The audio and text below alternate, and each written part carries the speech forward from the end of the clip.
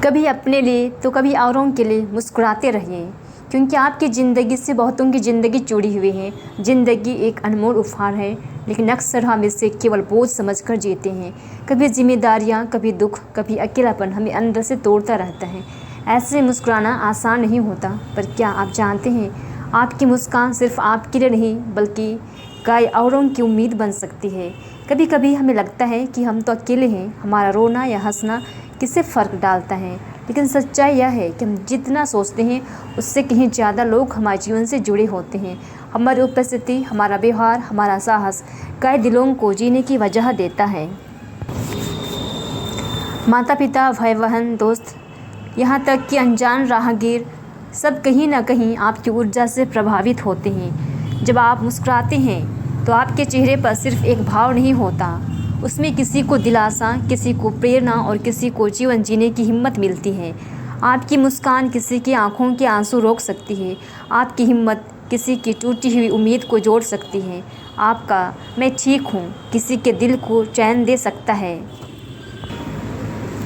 इसलिए जब जीवन आपको गिरा दे, जब चारों ओर अंधेरा हो, तब याद रखिए, आपकी एक मुस्कान अंधेरे में किसी के लिए रोशनी बन सकती है।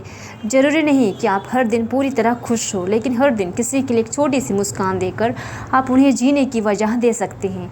यह मत भूलिए कि जब यीशु मसीह क्रूस पर लटके थे तब वो खुद अत्यंत पीड़ा में थे, लेकिन उन्होंने दूसरों के लिए दुआ की, हे पिता इन्हें क्षमा कर, क्योंकि ये नहीं जानते कि क्या कर रहे हैं।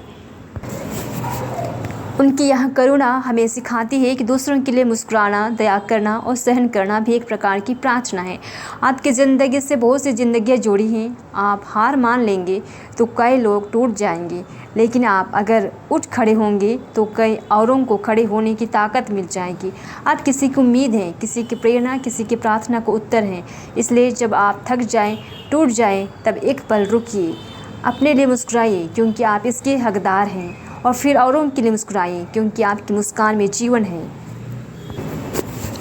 हर मुस्कान मायने रखती है। खुद के लिए जीना ज़रूरी है, लेकिन जब हम औरों के लिए जीते हैं तब हमारा जीवन अर्थपूर्ण हो जाता है। इसलिए कभी अपने लिए तो कभी औरों के लिए मुस्कुराइए, क्योंकि आपकी ज़िंदगी से कई और ज़िंदगियाँ जुड़ी हैं और आपकी मुस्कान किसी के जीवन में चमत्कार बन सकती है। आत्मसमर्पण क्या है? आत्मसमर्पण का अर्थ है यह मान लेना कि हम सब कुछ नहीं जानते, लेकिन प्रभु जानते हैं। यह स्वीकार करना कि प्रभु की योजना हमारी योजना से बेहतर है। जब हम अपने हाथ में सब कुछ रखने की कोशिश करते हैं तो बोझ बढ़ता है, लेकिन जब हम सब कुछ प्रभु के हाथों सौंपते हैं तो मन को शांति मिलती है। अपनी चिंता प्रभु पर छोड़ दें, क्योंकि वह आपकी सुधि लेता है।